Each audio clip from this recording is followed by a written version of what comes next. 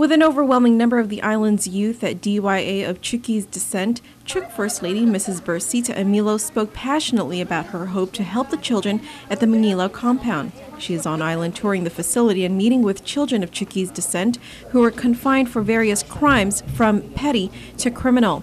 DYA Director Adonis Mendiola explains the numbers and provides some insight as to what may be causing the problems. The representation of the population as it stands is still rather high. Our admissions last year, for example, at 606, and those numbers vary because of first contact and maybe second and or any recidivist contact. Of the admissions for that year, 210 of them were Chuukese, 188 Chamorro, 30 Filipino, and then a mix of Chamorro Filipinos at 17 and Pohnpeian at 12. And those were the top 5 statistics, the issues of alcohol. And we can't say it enough about how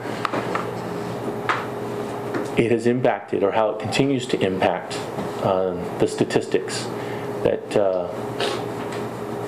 60 to 80% of the acts committed were because of the influence and the consumption of alcohol, whether they be 13 years old or 31 years old.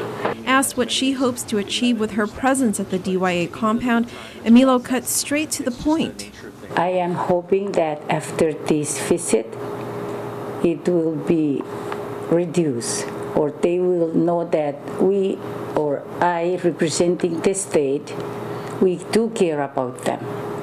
We don't want them to repeat the same thing they've done.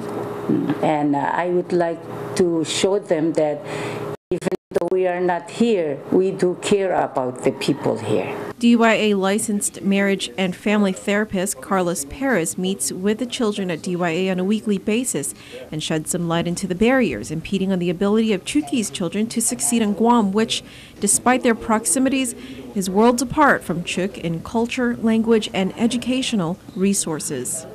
When I see my students of Chuukese descent, they seem to, for example, be they will listen to their father figures, the male figures, much more than the female figures. The problem is, it's the moms who are the ones that go to the meetings. The fathers need to get involved, and change, some of the culture aspect, and and let the children know that it's not appropriate, to disrespect their mothers. At today's tour, the children who, despite their reputations as being troublemakers, were well behaved and respectful toward the First Lady, who spoke to them in her native language. She shook hands with some of the children, most of whom, she says, are from her hometown in Chuuk. With that in mind, and as an educator, she says she found an even deeper connection to the children and expressed her desire to return to Guam to visit the children again in the near future.